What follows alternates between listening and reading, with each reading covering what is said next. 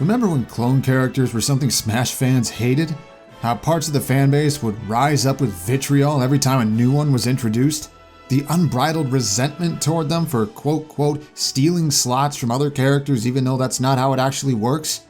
Things sure have changed, huh? One rebranding later, and the newly christened Echo Fighters are now a major feature of Super Smash Bros. Ultimate, and the fanbase couldn't be any more hyped. This new creative direction seems to be the dev team's way of adding fan favorites who wouldn't otherwise have had a way in. Consider it their way of packing in even more fan service, the E-rated kind.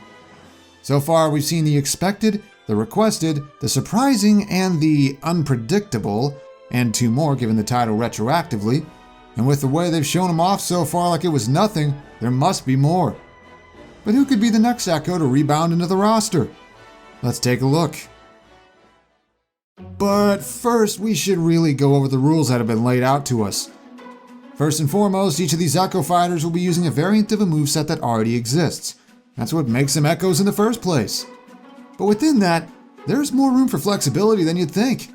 For one, many Echo Fighters, and clones from past games, have some kind of variation in their stats or the properties of their attacks. This is the main thing that differentiates them from the character they're echoing. Often this variation takes the form of one big change that completely alters their core design, such as being consistently slower but stronger. Not only that, as we found out recently, Echoes can even have changes to their animations as long as the same basic structure and hitboxes remain intact. Examples include Dark Samus levitating when moving or attacking on the ground, and Chrom swinging his falchion with a standard grip rather than Roy's reverse grip for the binding blade. But the attacks themselves can also change a bit as long as it wouldn't require a ton of extra work to do so. Notable examples include Lucina's lack of tipper effect and other adjustments to a few of her attacks' hitboxes to account for her being slightly shorter than Marth and therefore having worse vertical reach. And we know now that Echo Fighters can have original final smashes, and they can even borrow attacks from a different character entirely, as long as it's an easy enough copy and paste job. Chrom being a Roy Echo yet basing his up special on Ike instead opens up a lot of really interesting possibilities.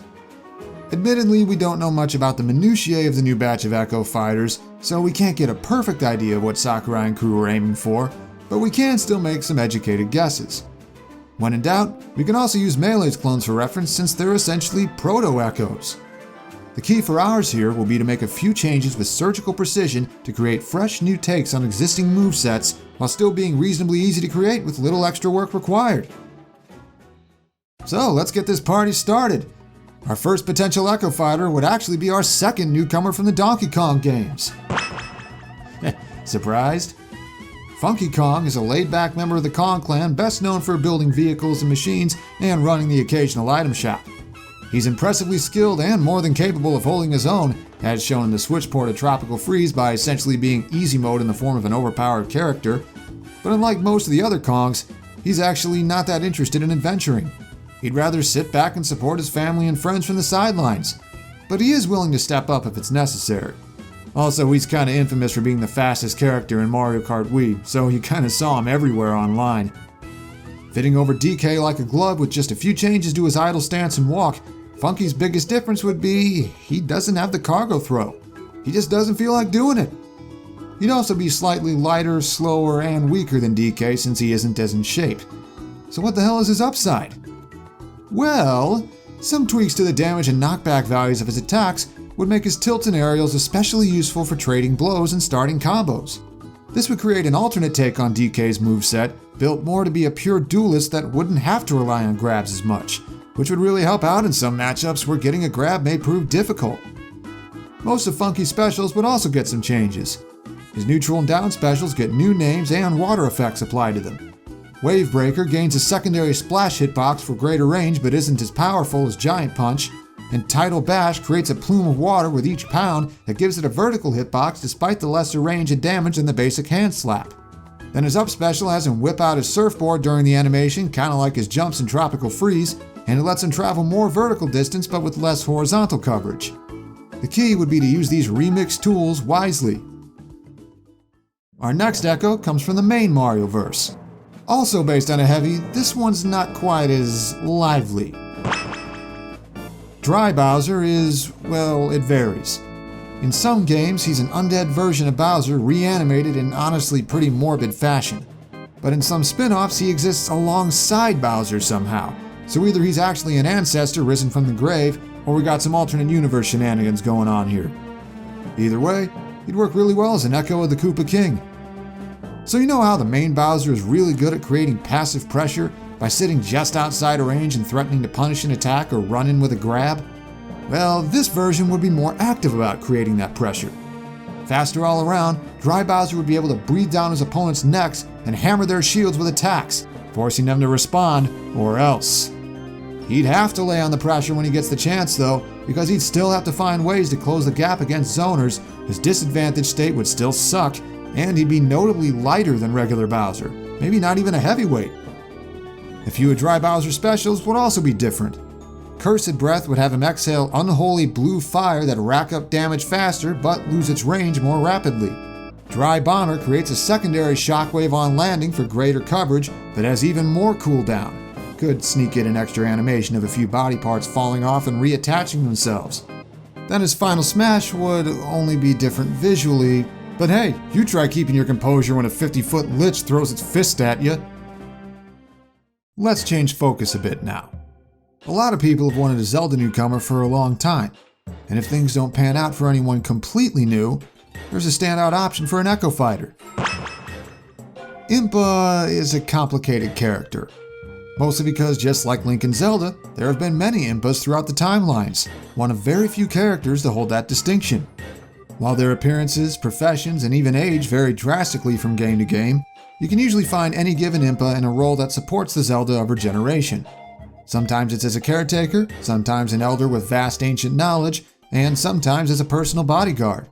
The latter is what makes Impa a perfect fit to be an echo of Sheik. And since apparently we're pulling from many Zelda games at once for Ultimate's playable cast, I think the Impa of Skyward Sword in particular is best suited for the role. The main idea here is to create a less polarized version of Sheik's concept. To that end, Impa wouldn't be quite as nimble as Sheik is, but in exchange she'd be a little heavier and more capable of surviving. Her combo game would be reeled in as well, but to compensate, Impa's individual attacks wouldn't be as weak as a stiff breeze, and her kill power would be more reliable as well. Combined together, it makes for an alternate take on the Sheikah fighting style that is a bit more well-rounded and would appeal to people who aren't as into the whole death by 1,000 cuts thing. As for specials, well, Impa wouldn't actually have any major changes to hers. Not every Echo Fighter needs a drastic overhaul. Sometimes a more subtle approach works best. On to more controversial pastures. Fire Emblem can hardly get anything nowadays without getting a target painted on its back, but it's actually got a lot of potential for interesting Echo Fighters. And I think this one in particular has enough going for him that he'd be a little more welcome. Hector is one of the 3 protagonists of Fire Emblem the Blazing Blade, aka the first one that got released internationally. Hector's most known for his boisterous yet caring personality, a willingness to shoulder any hardships or curses necessary to keep his friends and loved ones safe, and for being the only lord so far to be an axe wielder, though he won't be alone much longer. With Chrom surprising us all by being based on Roy, the door is still open for someone who could echo Ike, and Hector could pull it off really well.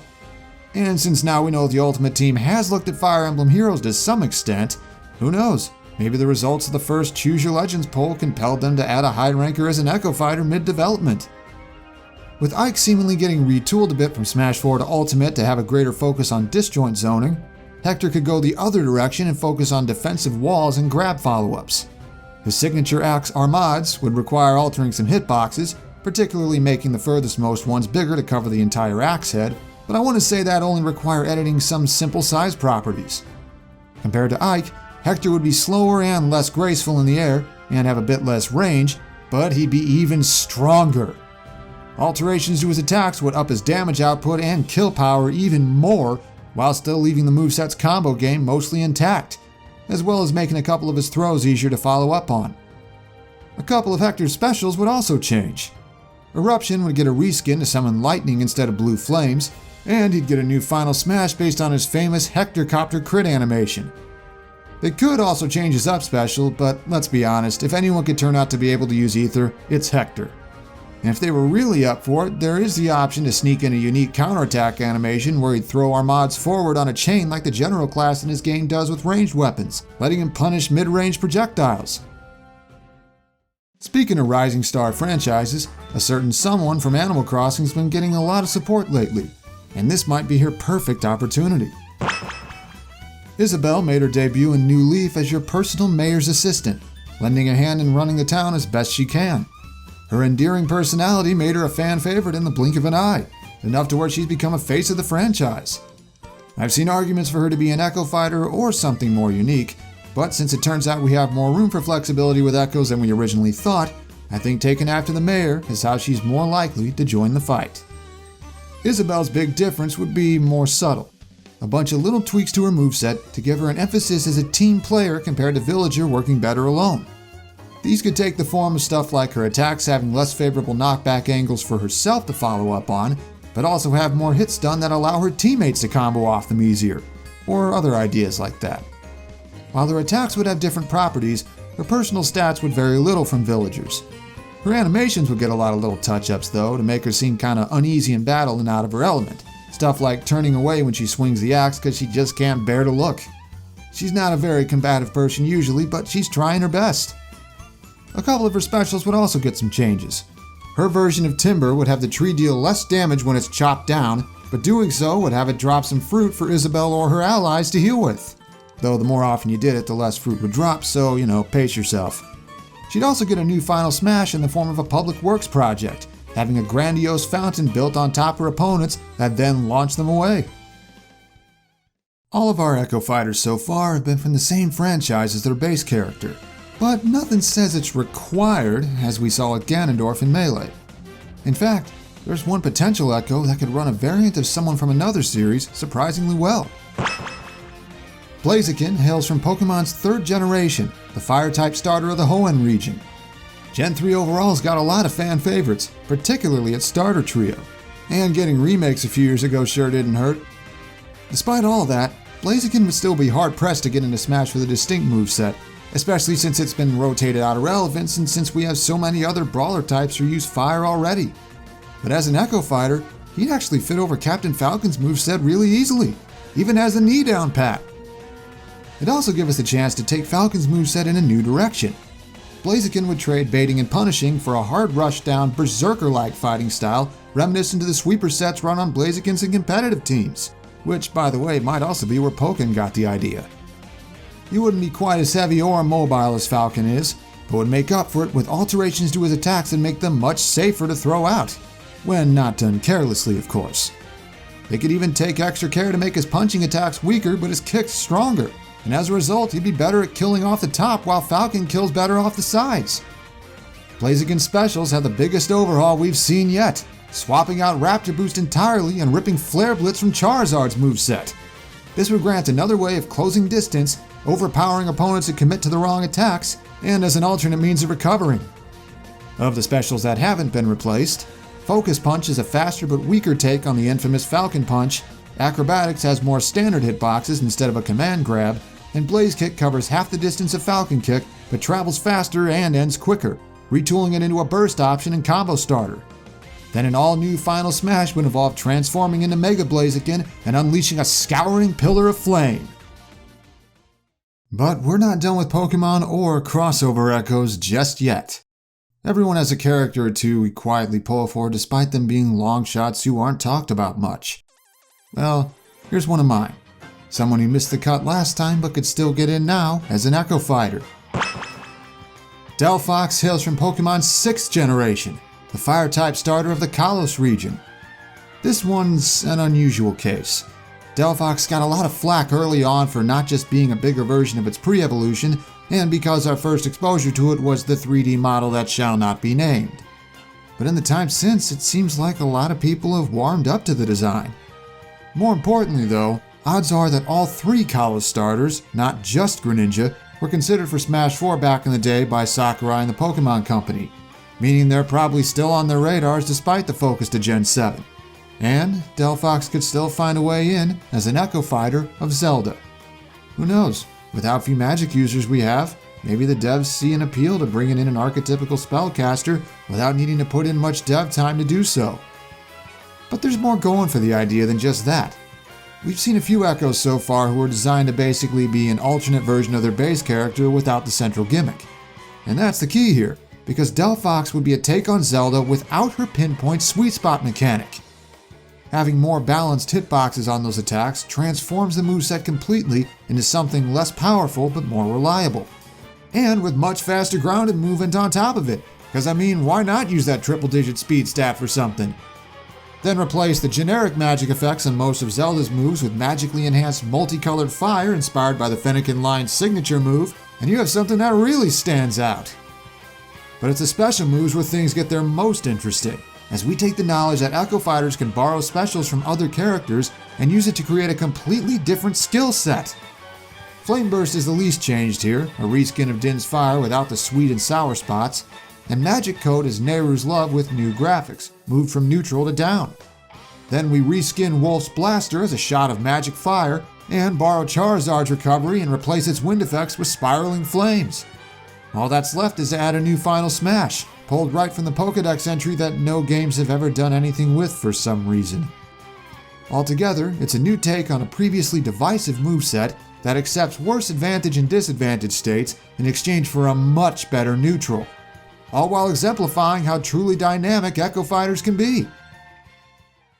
But now, let's shift our attention to third parties, as Richter Belmont proved that guest Echoes are on the table. Our next character has been heavily speculated since E3, and recent details on how flexible Echo Fighters can be have removed every potential roadblock in his way. Shadow the Hedgehog is one of Sonic's many rivals, and occasionally an ally.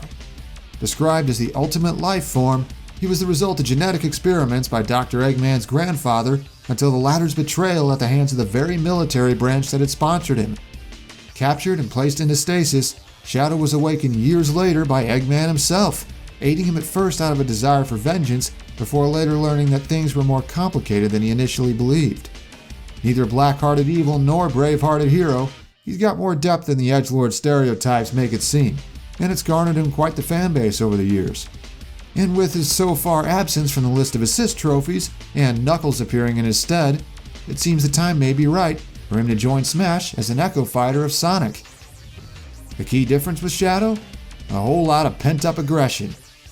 He'd be a more offensively geared take on Sonic's moveset, more interested in using his speed to stain his opponent's faces and beat them down. His damage output as a whole would be a tick higher than Sonic's, though with slightly less speed to compensate for balancing reasons. But don't tell him that to his face. Alterations to various moves would favor this focus on aggression compared to Sonic's lean toward hit-and-run tactics, complete with more brutal-looking attack animations in ways that let the hitboxes still line up. Shadow would also have the reddish-orange energy effects and motion lines on his moves like he does in the games, and he'd also have a signature skating animation during his dash. He'd also get a couple tweaks to his specials. Chaos Control can be depicted here as a retooled version of Mewtwo's teleport in place of Sonic's spring jump, and his Final Smash would look a little different visually as he'd transform into Super Shadow. Maybe they could also sneak in Chaos Spear if they were able to use Link's arrows as a base to coat it. We've one more character to cover, and he's an important one. After all, who better to join Smash as an Echo Fighter than the original Echo Fighter? Ken Masters is Ryu's rival and best friend. They go way back. Both were trained in martial arts from a young age under the same master. While they've taken slightly different paths in life in the time since, Ken is still always eager to improve his skills and compete in tournaments, though maybe not as intensely as Ryu does. After all, Ken's got a family to look after now. Another major way he's diverged from Ryu over the years is his different take on the fighting style they grew up learning. While Ryu takes pride in his discipline and use of the fundamentals, Ken's technique isn't quite as refined, but he makes up for it in his creativity and ability to improvise. Combined with his more hot-blooded personality, it makes his style more geared toward offense and using mix-ups to force opponents to guess what he'll do and open them up. Naturally, this would transition right into Smash with his own take on Ryu's moveset here, with alterations to his attacks that make them less safe but more powerful, causing him to rely less on spacing, yet rewarding him more for approaching his opponents and doing stuff that catches them off guard. Ken's specials would all be based on Ryu's, but with one significant difference. Just like in Street Fighter proper, most of them would be reworked to be multi-hit attacks with fire effects. Having the ability to drag opponents along with a Shoryuken and Hurricane Kick before launching them would give the techniques their own unique upsides. You can also have one of his recent signature techniques as a final smash, the Gurren Engine Kyaku. Oh, and I could see them either giving Ken his iconic look from most of the Street Fighter games or his appearance from the most recent entry. Either one would work. Altogether, these aspiring Echo Fighters bring 9 fresh alternate takes on existing movesets. With so much upside and so little extra work required, any of them can breathe new life into characters we already know and love and raise Smash Ultimate's character count ever higher, all in a way that isn't much of a strain on Sakurai or the rest of the dev team. Real quick, a few honorable mentions that didn't make the cut. Dixie Kong's had a lot of talk, especially with that other guy getting in, but I'm not sure if she's very well suited to be an Echo. You could use Diddy as a base and maybe borrow DK's up special, but it'd utilize her signature hair so little that maybe she'd be better off as a semi-clone or even as her own standalone thing. The Octolings have also been getting some attention, especially with Splatoon 2's recent DLC, but I think they're probably too late for the base roster. We know there was code for them to be playable even back in Splatoon 1, but it still took until just recently for them to become truly prominent.